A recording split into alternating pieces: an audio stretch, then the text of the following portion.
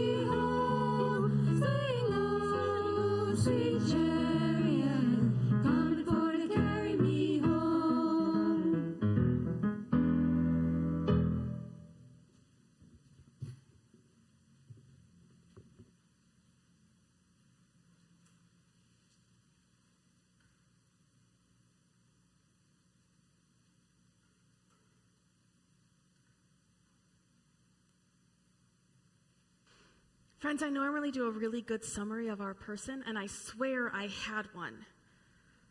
But it's been a weird week, and it's gone missing. But I encourage you, if you are a Hulu or Disney subscriber, or you rent movies, there was a movie in 2019 about Harriet Tubman. Here is your briefest of summaries. At the age of 27, she ran. She freed herself in spite of her brothers turning back and what everyone else thought about one enslaved person freeing themselves 100 miles from the plantation where she worked to Pennsylvania, and then proceeded to do 13 more trips, and on her own freed 70 more people. There's a lot of myth out there that says she went 30 times and saved thousands right there, and that, we love a good exaggeration. She also fought in the Civil War. She wasn't just a nurse, but she led an armed expedition that saved another 750 enslaved people. And so she's a lot. But we'll hear some more about that. Not to introduce a whole new story, but we're going to introduce a whole new story. In the 5th and 6th chapter of Judges, it tells a story that we rarely read on Sunday morning. See, the story goes that the people of Israel continually stopped living into the covenant that they were given, and so judges would rise up and put them back in line to get them to do what they were supposed to do. Judges 3 and 4 tells the story of Deborah. And while some judges were some kind of military leader, Deborah was a prophet and an arbitrator among her people. She was important to military endeavors, but she never went into battle herself. Now, the Israelite general waited for Deborah to arrive before the battle would begin because she brought the presence of God with her and could, affirm that they were going to win. Now, Deborah is important on the discussion of whether or not women can or cannot be ordained or leaders in the church, but she is not why I'm telling this story. We're just going to have pictures of Harriet Tubman in the background. At the end of the battle, the general of the opposing army, Sisera, ran off to save his life and abandoned his army. He went to a home, to the tent of a family that he knew was allied with his king, a Hittite, a non-Israelite family. And the wife, the woman of the home, Jael, invited him in, gave him food and water and a place to rest his head.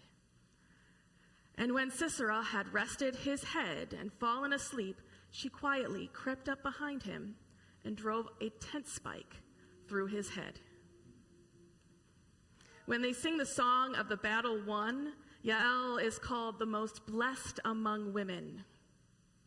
A woman, an outsider, saved the day and was celebrated and remains celebrated enough to be in the story, and that people name their daughters after her to this day. She is the most unexpected ending to a military story, an absolute legend. And of course, legends also have meanings of a story exaggerated above and beyond several steps beyond reality, which you may have been taught about Harriet Tubman. She might live in that space as well. Oh, I did include some of that.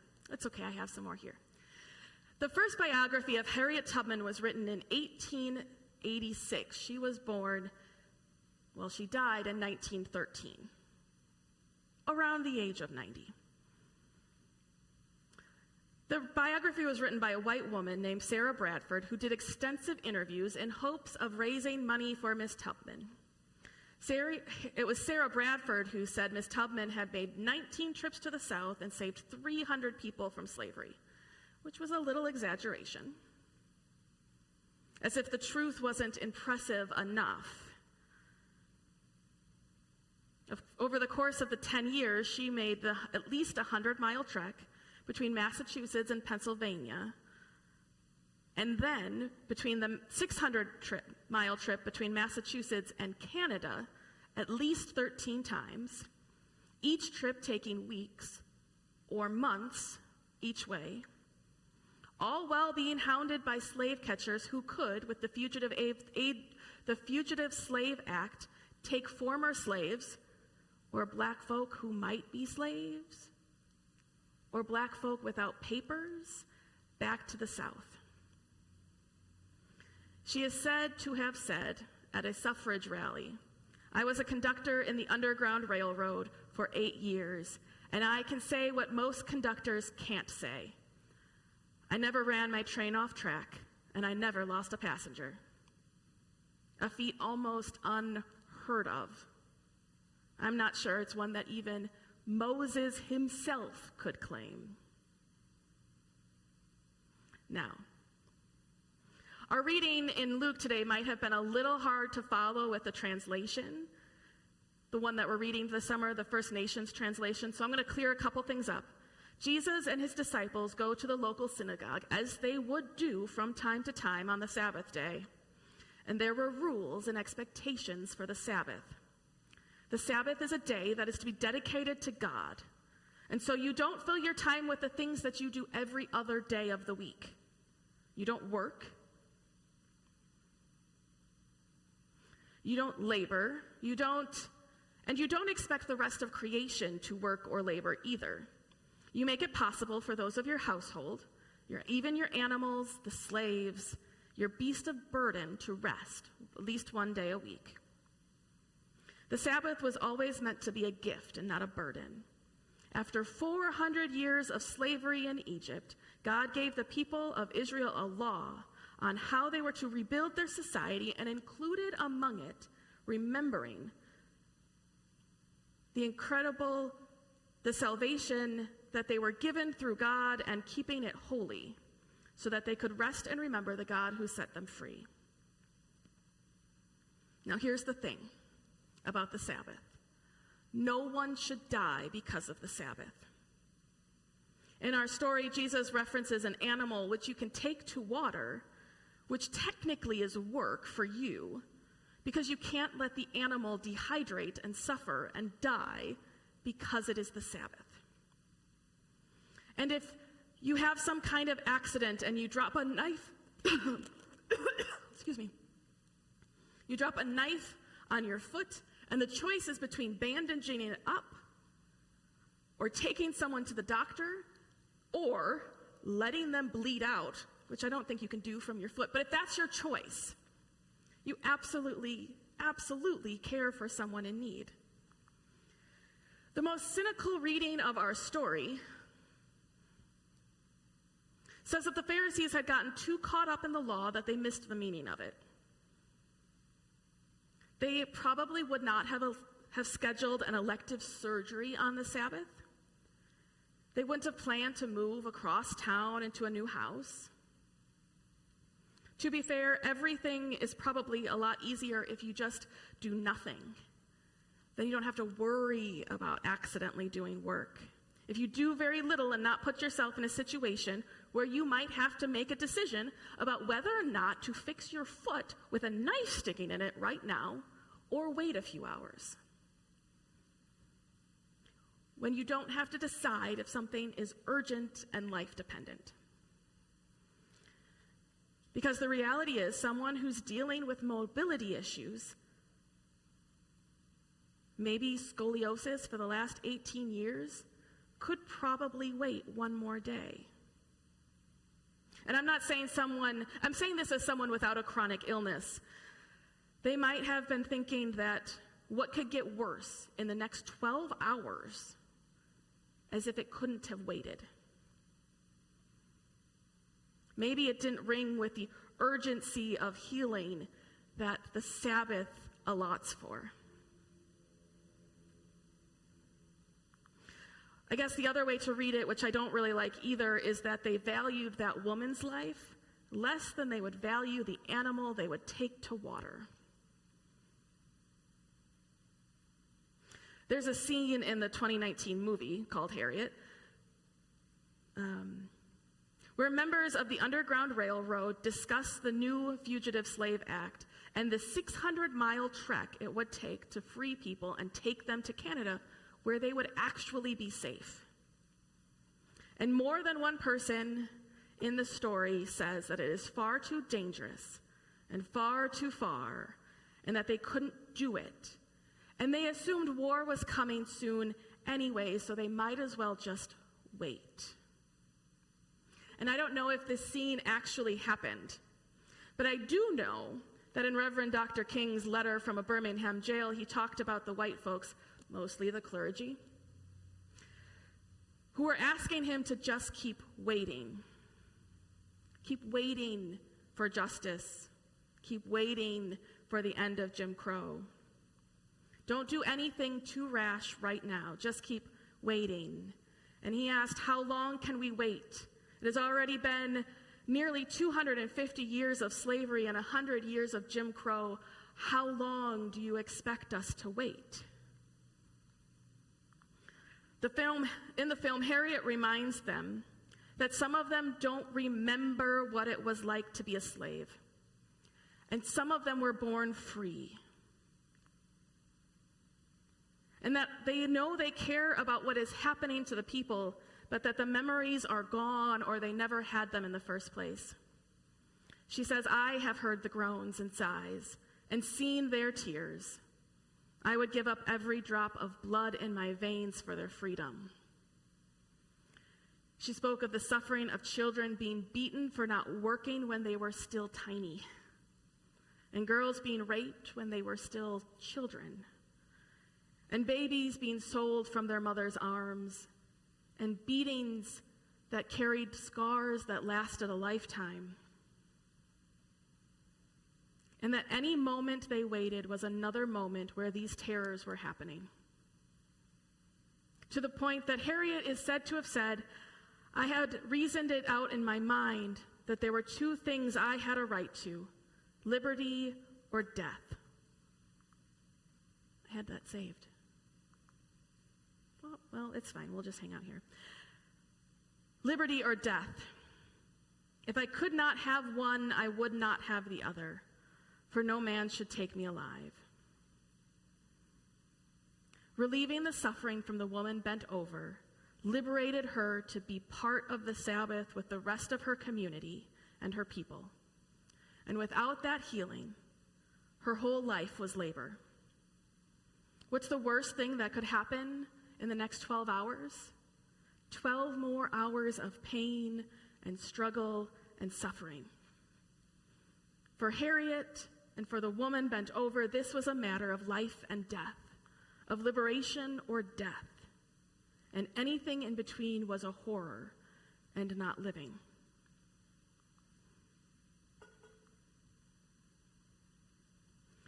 I don't know what happened. We don't know what happened to the woman in the synagogue next. We don't know what she did next.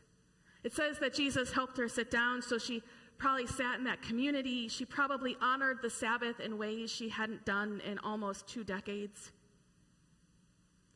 And then when it was over, and maybe she told the story of when she met Jesus. Maybe she found a way to liberate others.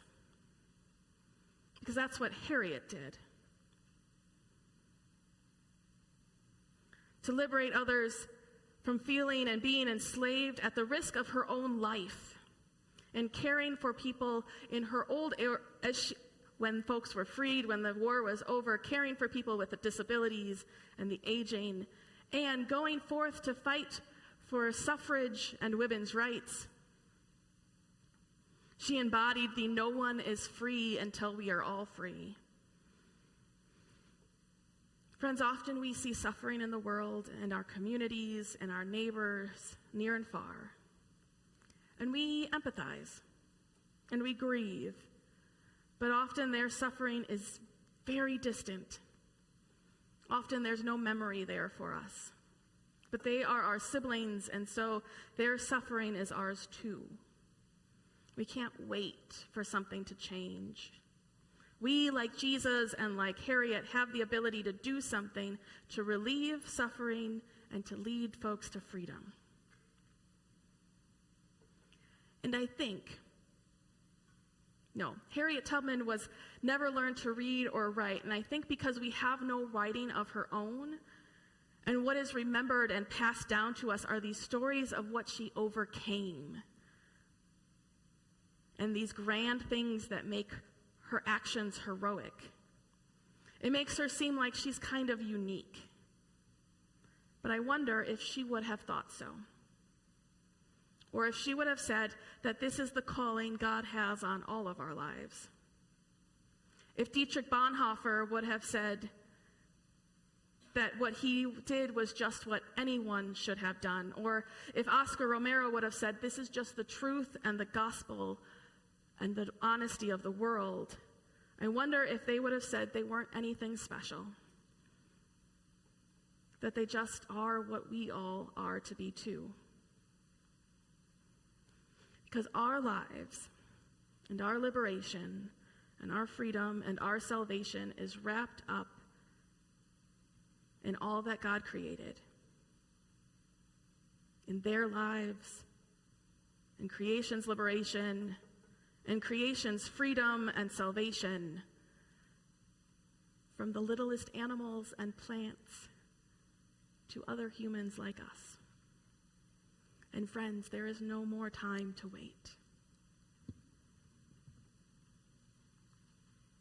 Amen.